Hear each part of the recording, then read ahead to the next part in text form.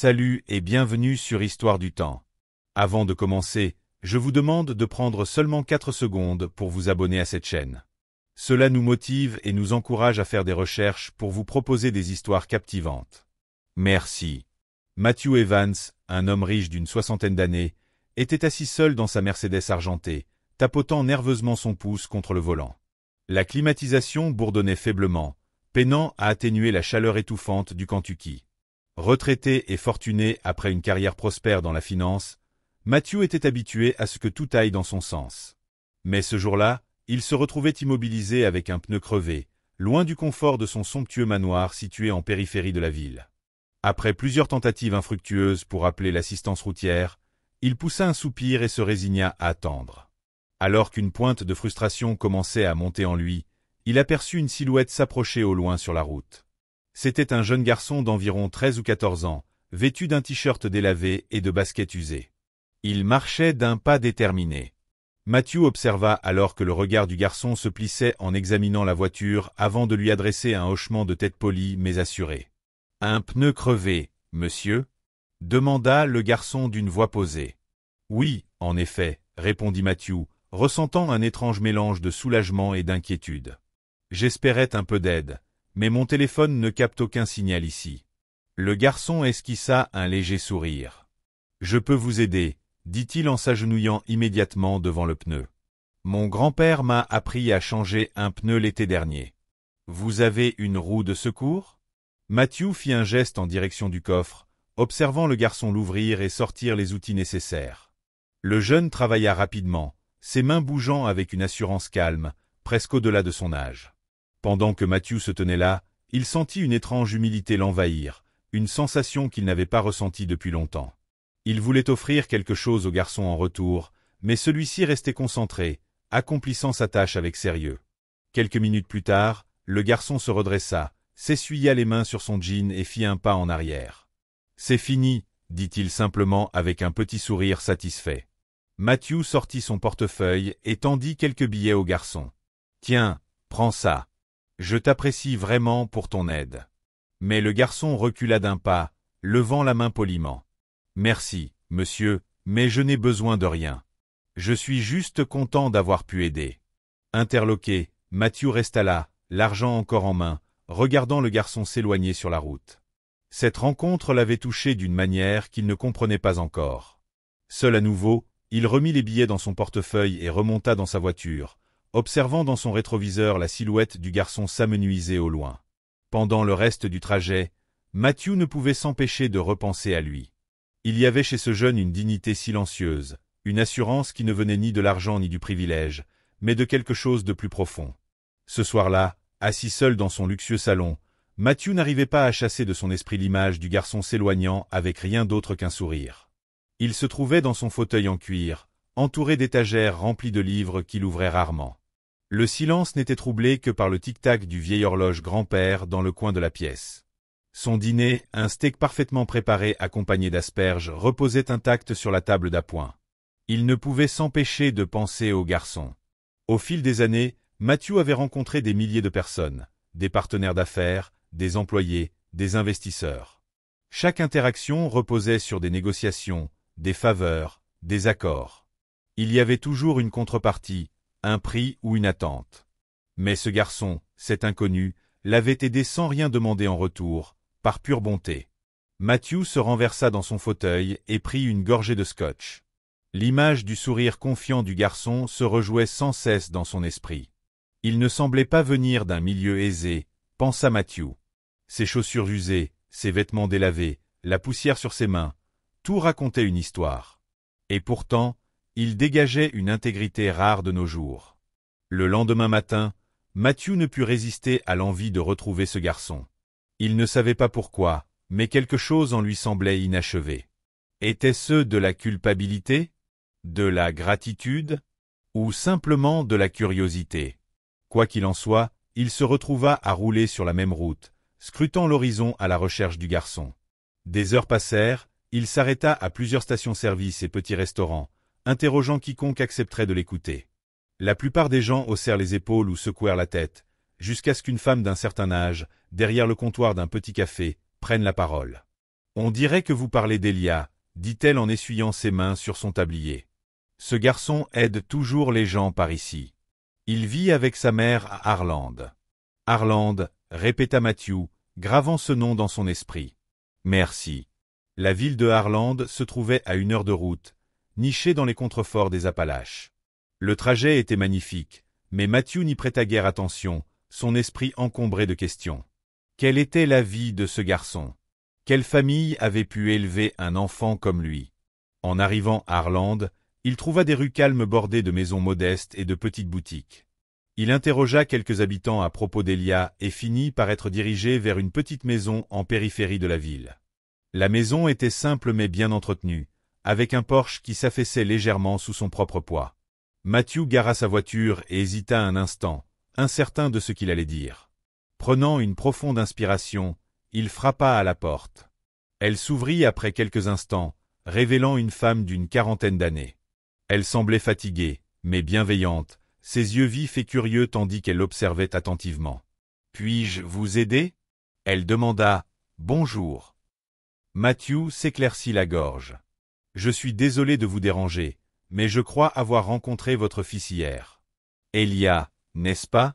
Il m'a aidé avec un pneu crevé. » Son expression s'adoucit instantanément. « Ça ressemble bien à mon Elia, » dit-elle avec un petit sourire. « Il aide toujours les gens. »« Je voulais simplement le remercier comme il se doit, » répondit Matthew. « Il a refusé que je lui donne quoi que ce soit hier. » Elle hocha la tête et s'écarta pour le laisser entrer. « Il est derrière la maison, vous pouvez attendre à l'intérieur si vous voulez. » Matthew entra et observa les lieux modestes. Les meubles étaient anciens mais propres, les murs ornés de photos de famille et de quelques dessins qui semblaient provenir d'un Elia plus jeune. C'était bien différent de chez lui, où tout était impeccable, avec des œuvres d'art coûteuses. Pourtant, cet endroit dégageait une chaleur, une vitalité qu'il n'avait jamais ressentie chez lui. Il la suivit jusqu'à l'arrière-cour, où Elia réparait la clôture. Le garçon leva la tête, surpris de voir Matthew. « Eh, monsieur !» dit Elia en s'essuyant les mains sur son jean. « Qu'est-ce que vous faites ici ?» Matthew sourit, étrangement nerveux. « Je voulais encore te remercier. Tu m'as aidé quand j'en avais vraiment besoin, et je n'arrêtais pas d'y penser. » Elia haussa les épaules, son expression calme et sincère. Ce n'était pas grand-chose. Mais pour Matthew, ça l'était. Il était déterminé à le lui montrer. Elia s'adossa à la clôture, fixant Matthew d'un regard curieux. Un silence s'installa. Le calme du garçon mettait Matthew légèrement mal à l'aise, comme s'il était lui-même jugé. « Je ne pense pas que tu réalises à quel point c'était important, » dit finalement Matthew. « Les gens n'aident pas souvent les inconnus sans attendre quelque chose en retour. » Elia pencha légèrement la tête, comme si cette idée l'étonnait. « Je ne vois pas les choses comme ça, » répondit-il. « Si quelqu'un a besoin d'aide et que je peux le faire, pourquoi je ne le ferai pas ?» Matthew fut frappé par la simplicité de cette logique. Il regarda autour de lui. La clôture était rafistolée avec des morceaux de bois dépareillés, l'herbe était clairsemée, et derrière la maison, une vieille balançoire penchait dangereusement, ses chaînes rouillées et brisées. Il était évident que la famille d'Elia n'avait pas grand-chose, mais il faisait avec. « Tu as la tête sur les épaules, » dit Matthew avec sincérité. « Ta mère doit être fière de toi. » Elia sourit en jetant un regard vers la maison. « Elle travaille dur. J'essaie juste de l'aider autant que je peux. » Matthew resta silencieux un moment, absorbant les paroles du garçon. Il pensa à son propre passé, à son enfance dans une maison semblable. Ses parents avaient travaillé sans relâche pour joindre les deux bouts, lui inculquant la valeur du travail et de la persévérance. Avec le temps, il s'était éloigné de ses leçons, absorbé par la quête de richesse et de statut. Maintenant, debout dans cette cour, un étrange mélange de nostalgie et de regret l'envahit. « J'aimerais faire quelque chose pour toi et ta famille, » dit-il enfin. Elia se redressa, méfiant. « On va bien, monsieur. On n'a besoin de rien. »« Ce n'est pas une question de besoin, » insista Matthew. « C'est une question de justice. Tu m'as aidé, et j'aimerais te rendre l'appareil. » Avant qu'Elia ne puisse répondre, sa mère sortit sur le perron, s'essuyant les mains avec un torchon. « Elia, viens te laver avant le déjeuner, » l'appela-t-elle, puis elle posa les yeux sur Matthew.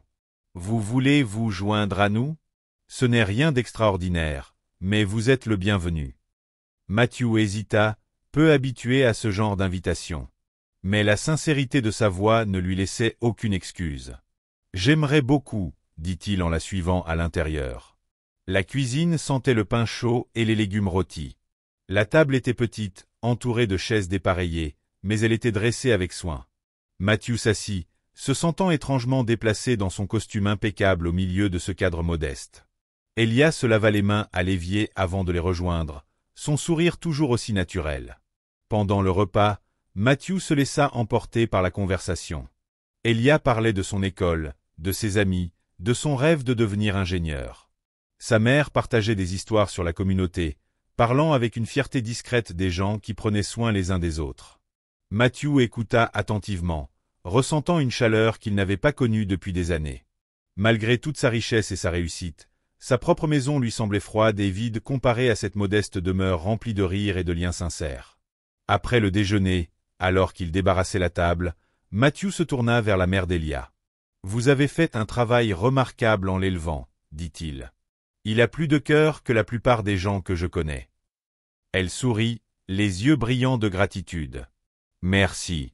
C'est un bon garçon. Mais nous avons eu nos épreuves. On a appris à apprécier les petites choses. » Matthew hocha la tête, son esprit déjà en train de réfléchir. Il ne voulait pas être intrusif, mais il ne pouvait pas partir sans faire quelque chose pour eux. Cette famille lui avait offert un cadeau qu'il n'avait même pas réalisé qu'il cherchait, un rappel de ce qui comptait vraiment. Matthew quitta leur maison cet après-midi-là avec un sentiment de clarté qu'il n'avait pas ressenti depuis des années. En conduisant vers son domaine, il commença à... Ce projet n'était pas une question de charité, mais d'honorer l'altruisme du garçon et la résilience de sa famille. Elia et sa mère méritaient plus que des clôtures rafistolées et des meubles usés. Ils méritaient la stabilité et la reconnaissance pour la force qu'ils montraient chaque jour. Le lendemain matin, Matthew passa de nombreux appels. Il contacta d'anciens collègues, des entrepreneurs et des fournisseurs. À midi, un plan était en place. En moins d'une semaine, des camions et des ouvriers commencèrent à affluer vers la maison d'Elia. Matthew se tenait sur le trottoir, un clipoir à la main, dirigeant les rénovations sous le regard abasourdi d'Elia et de sa mère. « Vous n'étiez pas obligé de faire cela, » dit la mère d'Elia, la voix tremblante en voyant l'équipe décharger les fournitures. « Nous nous sommes toujours débrouillés seuls. » Matthew se tourna vers elle, le regard sincère. « Vous avez fait plus que vous débrouiller, vous avez prospéré. Mais vous m'avez donné quelque chose dont j'ignorais avoir besoin. Laissez-moi vous rendre l'appareil. » Elia était plus silencieux que d'habitude, debout à côté de sa mère avec un air pensif. Matthew s'agenouilla légèrement pour être à sa hauteur. « Tu m'as appris quelque chose, Elia. Aider les autres, ce n'est pas une question d'argent, c'est une question de présence. Je veux être là pour toi. » Au fil des semaines suivantes, la maison se transforma. Le porche affaissé fut remplacé par du bois solide, le toit réparé, et la vieille balançoire rouillée remplacée par une neuve. À l'intérieur, les murs furent repeints, les sols polis et la cuisine modernisée avec de nouveaux appareils. Au début, Elia essaya d'aider aux rénovations, portant des planches et balayant les débris, mais Matthew insista pour qu'il se repose. « Ton travail, » dit Matthew en souriant, « c'est de profiter d'être un enfant, pour une fois. » Mais Elia ne pouvait s'empêcher de venir observer les ouvriers au travail, ses yeux pétillants de curiosité en les voyant mesurer, couper et assembler. Un des ouvriers, un homme robuste nommé Joe, remarqua son intérêt et l'invita à l'aider à mesurer des planches de bois. Très vite, Elia posa des questions sur les outils et la construction, son enthousiasme devenant contagieux. Matthew observa de loin, une fierté chaleureuse gonflant sa poitrine. Pour la première fois depuis des années, il avait l'impression de faire quelque chose de significatif, quelque chose qui allait au-delà de lui-même. L'énergie du garçon lui rappelait l'ambition qu'il avait autrefois, avant que sa vie ne devienne une succession de réunions et de portefeuilles d'actions. Un soir, alors que le soleil déclinait à l'horizon, le projet touchait à sa fin. La famille se tenait sur le porche, admirant la transformation. La mère d'Elia se tourna vers Matthew, la voix étranglée par l'émotion. « Ce n'est plus juste une maison, » dit-elle. « C'est un foyer. Je ne sais pas comment nous pourrons jamais vous remercier. » Matthew secoua la tête, sa voix douce. « Vous l'avez déjà fait. Vous m'avez rappelé ce qui compte vraiment dans la vie, la famille, les liens et le sens. C'est moi qui devrais vous remercier. Le dernier jour des rénovations ressemblait à une célébration. Les voisins passèrent voir les changements, apportant des sourires et de petits cadeaux, du pain fraîchement cuit, des pots de confiture, maison, et même une plante en pot. Le rire d'Elia résonnait dans la cour alors qu'il montrait fièrement à ses amis la nouvelle balançoire et les pièces fraîchement repeintes. Matthew se tenait sur le porche, adossé à la rambarde toute neuve, observant la scène. Il n'avait pas ressenti une telle joie depuis des années. Une joie simple et pure, née de voir les autres s'épanouir. La mère d'Elia s'approcha avec un verre de thé glacé à la main. Elle le lui tendit avec un sourire. « Vous avez fait bien plus que réparer une maison, » dit-elle doucement. « Vous nous avez donné de l'espoir. Et je crois que vous avez trouvé quelque chose pour vous-même aussi. » Matthew hocha la tête en prenant une gorgée. « Oui, » admit-il. « J'ai passé tant d'années à courir après des choses que je croyais importantes. L'argent, le statut, l'influence. Mais rien de tout ça n'a jamais eu cette valeur. Rien ne m'a jamais comblé comme ça. » Alors que le soleil se couchait, Elia les rejoignit sur le porche, débordant toujours d'énergie. Il regarda Matthew, l'air songeur. « Monsieur Matthew, dit-il, j'ai beaucoup réfléchi à ce que vous avez fait pour nous. Un jour, moi aussi, je veux faire ça. Je veux aider les gens. » Matthew posa une main sur l'épaule du garçon, sa voix posée. « Tu le fais déjà, Elia. Ta gentillesse a tout déclenché. Ne perds jamais cela. » Tous trois restèrent assis là, regardant le ciel passer du doré à l'orange profond. La chaleur de la journée persistait, mais une chaleur plus profonde les entourait, celle de la connexion, de la gratitude et d'un but partagé. Quand le moment fut venu pour Matthew de partir, Elia et sa mère l'accompagnèrent jusqu'à sa voiture. Le large sourire du garçon et les larmes de joie dans les yeux de sa mère restèrent gravés dans sa mémoire alors qu'il s'éloignait. Ce n'était pas une fin, réalisa-t-il. C'était le début d'un nouveau chapitre dans leur vie à tous. Les semaines suivantes apportèrent encore des changements. La curiosité d'Elia pour la construction se transforma en une véritable passion. Matthew organisa pour lui des journées d'observation auprès des ouvriers qui avaient rénové la maison. Elia absorbait chaque détail, avide d'apprendre. Matthew, quant à lui, se retrouva attiré par ce foyer encore et encore. Chaque visite semblait moins être un déplacement et plus un retour à la maison. Il ne se sentait plus comme un étranger dans leur vie. Il faisait désormais partie de quelque chose de plus grand. Et pour la première fois depuis des années, il était en paix.